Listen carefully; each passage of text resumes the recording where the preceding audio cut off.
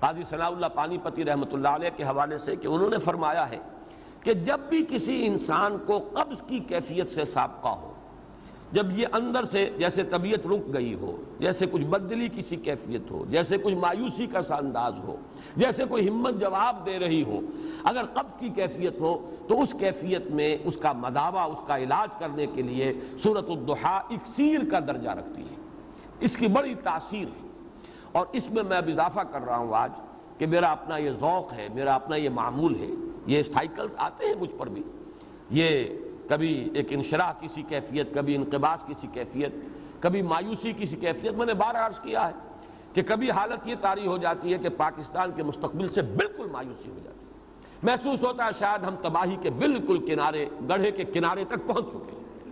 اور کوئی راستہ بچاؤ کا ہے نہیں، جس درجے پستی میں یہ معاشرہ ہمارا گر چکا ہے اور جس درجے جو ہے کیوس ہمارے ہاں موجود ہے۔ لیکن پھر کبھی ایسا ہوتا ہے کہ امید کچھ بننے لگتی ہے، کچھ حالات میں کوئی روشنی کی کرن نظر آتی ہے، یا وہ چیزیں جو ماضی کے حوالے سے میں کہا کرتا ہوں 400 برس کی تاریخ، یہ جو اشارے ہیں، پھر توجہ ان کی طرف زیادہ منعطف ہو جاتی ہے۔ تو اصل میں یہ تبدیلی داخلی ہوتی ہے، خارج کے اثرات اس پر نہیں ہوتے۔ انسان کی داخلی کیفیت کے اندر یہ یوں سمجھیے کہ ایک ابھار اور یا ایک جو ہے نیچے اور گراوٹ کی کیفیت، یہ جو کیفیات ہے یہ داخلی ہے، اس میں جو ہے اپ اینڈ ڈاؤن آتا ہے۔ اس میں میرا یہ معمول ہے کہ جب بھی یہ کیفیت ہوتی ہے، ویسے بھی یہ بھی میں عرض کر رہا ہوں میرے معمولات میں سے ہے کہ میں ظہر کی نماز میں ہمیشہ فرض میں پہلی رکعت میں سورۃ الضحیٰ اور دوسری میں سورۃ الانشراح، یہ میرے معمولات میں سے ہے۔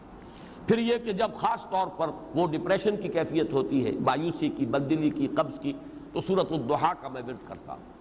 اور پھر جب کیفیت مجھے محسوس ہوتی ہے کہ اب کچھ اللہ نے اس سے نکال دیا ہے تو الم نشرح لک صدرک، اور اس کے ساتھ شکر، پروردگار یقیناً تو نے مجھے پھر وہ انشراح عطا کر دیا ہے، پھر اس اندھیرے سے نکال لیا ہے، پھر وہ بددلی کی کیفیت جو ہے اس کو ہٹا دیا ہے، تو اس پر ایک شکر کے جذبے کے ساتھ، جذبہ تشکر کے ساتھ الم نشرح لک صدرک ووضعنا عنک وزرک، یہ گویا کہ یہ ہدیہ تشکر اللہ کی جناب میں پیش کرنے کے لیے بہترین یہ آیات ہیں کہ جو سورۃ الانشراح میں نازل ہوئی۔